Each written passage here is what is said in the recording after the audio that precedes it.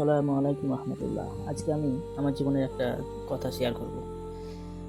আমরা যে নামাজ পড়ি, নামাজ রফা দান করি এবং আহলে হাদিসের মতোই পড়ি, কিন্তু আমরা হচ্ছে হানাফি সমাজের মানুষ।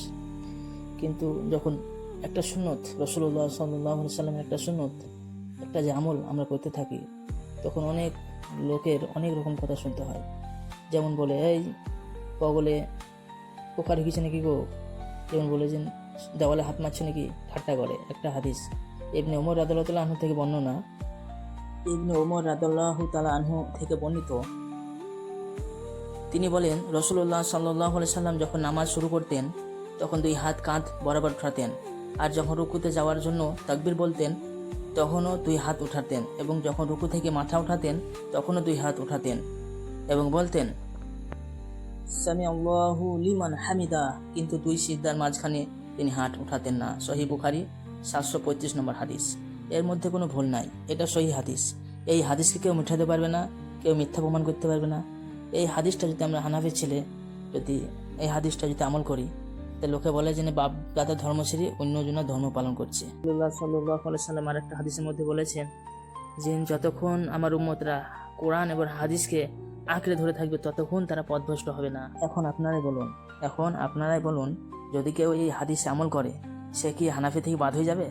হানাফি ফিকি কি এই কথা বলে যে যদি কেউ রাসূলুল্লাহ সাল্লাল্লাহু আলাইহি সাল্লামের হাদিস মেনে চলে এবং সে হাদিস যদি পালন করে, সে হানাফি থেকে বাদ হয়ে যাবে?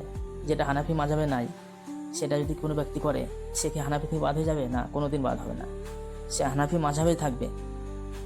এবং রাসূলুল্লাহ সাল্লাল্লাহু আলাইহি সাল্লামের হাদিস মানা এটা কোনো গুনাহের কাজ নয়। কিন্তু মানুষ অনেক সময় অনেক কথা বলে, ব্যঙ্গ করে, কিন্তু মানুষের কথায় কান দিলে হবে না। রাসূলুল্লাহ সাল্লাল্লাহু আলাইহি সাল্লামকে কতজন কত রকম কথা বলেছে, তিনি কোনোদিন তাদের কথা এই কান্দে ভরেছে, অন্য কান্দে বাইর করে দিয়েছে। আমার মতো অনেক ভাই বন্ধুরা আছে যারা চায় যে আমরা এই হাদিস আমল করব, রফা দান করব, দুই সেজদার মাঝখানে আল্লাহুম্মা গফিরলি ওয়ারহামনি ওয়াহদিনা আফিনি বলবো, আমিন বলবো, এবং সহজ-সেজদা দেবো। যখন সেজদা দেওয়ার আগে আত্তাহিয়াতু দরুদ শরীফ এবং দোয়া মাসুরার পরে লাস্টে সহজ-সেজদা দিয়ে সালাম ফিরাবো। এগুলো সব সহিহ হাদিস দ্বারা প্রমাণিত। দেন করে তাহলে যদি কোনো ব্যক্তি ব্যঙ্গ করে, ঠাট্টা করে, বিরূপ করে, তার কি অবস্থা হবে? তাহলে একটা হাদিস শুনুন। রাসূলুল্লাহ সাল্লাল্লাহু আলাইহি সাল্লামের হাদিস, কেউ যদি একটা কথাকে কেউ যদি অস্বীকার করে, সে সাথে সাথে কাফের হয়ে যায়।